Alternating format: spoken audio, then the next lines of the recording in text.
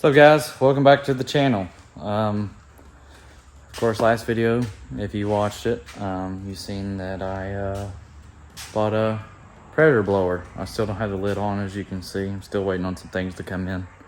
But anyway, today I'm going to kind of give you all a better understanding of what parts is needed to get this car to run this blower, okay? So I'm just going to get right to it. Okay, so the first thing you're obviously going to need is the blower, of course, and then you're going to also need the bolts that come with the blower to mount it to the motor. Up until here recently, you could buy the blower directly from Ford. I think it was like $5,500 or $5,700, I think, for just the blower alone. And that would have came with the bolts and all that jazz. But from what I'm seeing now is they only sell like the internal parts. Like they can sell you the pulley assembly and stuff like that. I don't think they actually sell the rotors, of course, but they sell like this assembly and a couple of other odds and ends, but I don't think they actually sell the blower to the public anymore. So as far as getting one, you will only be able to find a used one, which a lot of people are actually starting to twin turbo those cars. So they're getting pretty easy to come by now. Of course, this blower is a 2650. So just like your VMP Gen 3s, the Gen 3Rs, basically it's a TVS style blower. And it's the biggest blower they make right now. I don't think they're going to go any bigger as far as the TVS style. It's pretty much, I mean, like I said, it bolts right on, literally. Another thing you'll need is this VMP adapter pulley plate here, which I'll show you the part number here, which you can probably scan. It's a VMP no ground fed kit. There's the QR code if you had to screenshot it. There you go for you parts guys that are wanting to do the swap. The other thing you'll need, as you can see, I've got the power by the hour. So I have the, as you can see over there, for the camera, that is the NA alternator bracket. So you will need the one that they use for their blower kits. So call Power by the Hour, tell them you need this kit. They'll send it right to your door along with the barcode for instructions. And that comes with all your accessory pulleys, and there's another pulley in here and stuff like that. The next thing you'll need, so doing more research here. So this is I do not have the part number for it, but again, I have the serial number, which I can just go around slowly so you can kind of get the serial number down if you absolutely have to. Okay, I bought this directly from VMP. There you go, VMP Mass Airflow IAT 11 to 14. So this basically, so these cars have the 2020 Gt500s have a map sensor coming into the inlet, and then they have one on the outlet of the blower. So basically, when the air comes up through the intercooler and out, it's got an IAT coming in to the rotors, and it's got an IAT coming out of the intercooler. So basically, it's like a before and after ordeal, right? So on this car, I actually won't use that front sensor at all. I won't use the front sensor whatsoever, and I won't use the back sensor. But so here's the back sensor here. As you can see, I had to take it out, and it actually mounts right here in the back of the blower. Okay, so I have to drill and tap it. Oh shit! And of course, it takes a 3/8 NPT tap. Okay, and that is the factory. That's a Ford. This is a Motorcraft part. Here you go. Here's the part number here. Okay, you'll need this IAT sensor, and this will go into the back of the blower like so, and then it'll run off that harness. So this harness here, it basically, so you plug your mass airflow sensor here, and then it takes the IAT reading out of your factory mass airflow sensor and uses it for the plug. Let me get this situated here. It uses it for the plug. So this will plug into the back of the blower like so, and then this will run up, to the front of the car, and then I'll plug this into the mass airflow housing in my air intake that I'm going to use for the kit. Okay. Other things I've had to do is I've had to source fuel rail bolts. So the fuel rail bolts, for some reason, Ford calls for them on the GT500 cars to be super duper long, and I don't know what it is, but actually, if this is in VMP's kit, I'll show you real quick while we're here. Okay, so of course you'll need a set of injectors unless you're going to run like 56-pound GT500 injectors, of course. Now I bought a set of used ID1000s. So just 11 to 14 injectors, nothing too crazy. You will, however, run VMPs or whichever kit you want to buy, a 2020 style GT500 fuel rail. And fun fact about this, you see this little hole right here? Let me show you what's going on here. So, with the fuel rail, let me see if I can find the piece here. There it is over here. Okay. So, cool thing about the 2020 GT500s. I'll show you real quick. For you guys doing swaps, or even if you're doing it on an 1114 car or whatever, you know, I don't know how the pulleys goes. I can't really, you know, explain that for you. But look at this. This is pretty neat. So, the factory fuel line that goes to the factory 11 to 14 rails, as you can see over there, the snap-on fitting, or the snap fitting, whatever you want to call this damn thing. I don't know what to call it. The fuel fitting is the same for the GT500s. So all I gotta do is screw it into that little hole into the side of the fuel rail here, like so, and that's how it comes factory.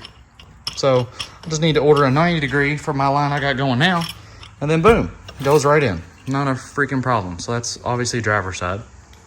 So other than that, here, I'll show you how long these bolts already came with. They came with these bolts. I have no idea where these go. No idea. I thought it was supposed to go in the top of the blower, like right here. That's where they're supposed to go or whatever. But I went to screw it in, and it's not going to happen. Not in today's world whatsoever. Doesn't matter what I do. So I found out that it's a M6. These are M6 by 30s. So the whole size is M6 by 45, I think. So I picked up some 30s, and then I picked up some 40s because these are actual like hex head here. So I wanted to get some like Torx bit style, or whatever you want to call this, you know, because that matches the other bolts on the line. So you will need, obviously, a fuel rail kit, whichever one you want to pick. You'll need the IAT sensor harness for sure. That goes in the back of the blower, like I showed you just a second ago. You will need power by the hours, alternator bracket kit, and you will need this VMP billet pulley adapter thing. It's basically the same kit that they have Coyote Swap people run on, like for the Odins, and of course Gen 3R swaps and stuff like that. So, and then I guess to finish it up, you know, you need a heat exchanger of some sort, which you've seen which one I bought in the last video. But other than that, guys, it's pretty simple. I did have to buy a special fitting from MMR. So they do sell the delete kit that goes right here on the water pump housing. I did have to buy the MMR one that's a -10 fitting, and I'm going to run a -10. I'm going to run a -10. Sorry, freaking allergies are killing me. Okay, I got a -10 right here. So I'm going to run a -10 with a barb, just straight from Jegs, and, you know, nothing too crazy. Straight from the barb, so I can run this hose back to the heater core. So then I'll have heat. So basically, when I had the Boss manifold, as you can see in past videos, I had this hose, that 90, believe it or not. So I'm just going to reuse it back there, of course. I had that 90 up here on the fitting, and then it was running under the intake and across. But now I got to go on the back of the blower. So basically, everything needs to be on the back of the blower side. And as far as intakes go, you either do custom or whatever. I mean, I think people did GT350s. I'm going to run the 1114 one I had on the Boss manifold. I'm just going to somehow loop it right here in this general region.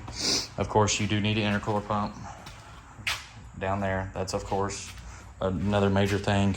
And then I'm trying to think, what else do you need? You obviously need... Someone gave me a 13 to 14 tank. Whatever tank you think you can make fit in the general region under the hood to keep it as clean as possible. I'll definitely show you where I mount mine. I'm not really sure where I'm going to mount it yet, but I'll definitely be able to show you in this progression of videos here. But like I said, I mean, just that little bit. I mean, I know it seems like it's a lot, but really it's not, because you're talking, I'm probably whatever $5,000 to $6,000 in the kit. And this setup, you know, you're going to pay $8,000, $9,000, $10,000 to get a Gen 3R on your car. You know, same size blower, rotor pack, you know, everything. And you've seen the potential of the 2020 Gt500s. I mean, the freaking ported, you know, by like Kong and stuff, they make crazy power. Which this being a built bottom end, you know, valve spring studded, everything, this should make whatever I want it to make. I just need the fuel system and everything else, which it does have an Aeromotive A1000 and an 03 Cobra tank in it right now. So I talked to my tuner a little bit. I'm limited to, I don't know, somewhere around 700 to 800 horse probably, depending upon the injectors, of course. So in the wintertime, the plan is to do the MT82, built MT82, of course. Some type of heavy duty clutch, some type of heavy duty twin disc or triple disc. I'm not sure which one I want to get yet. Obviously one piece drive shaft, do built rear end, and then upgrade the fuel system. I don't know if I'm gonna upgrade the fuel system right away in the wintertime, but the plan is definitely to put the new trans in it and send it. Right now it's just get the car to, you know, get it done, do a couple pulls here and there, don't do nothing crazy. Don't want to break the transmission that's in it right now because I need to sell it so I can, you know, recuperate. I know how things go, you know, in the car parts world. Everything keeps going up. So I just want to give a quick update, you know, for you guys. I've been out here working on it, trying to anyway. And again, these parts, you can contact the right people. You can ask me in the comments if I didn't clarify on everything you needed. I pretty much got everything that I pretty much said comes in a kit. I mean, the only thing you really have to get that's different is injectors. Of course, the heat exchanger pump, the intercooler pump, whatever you want to call it. Most people run 13-14. I'm running a 03 Cobra style Bosch pump, just a factory Bosch pump. I had to get the pigtail. You got to run it to a 12 volt source and a ground off a relay. You know, it's nothing too crazy. Okay.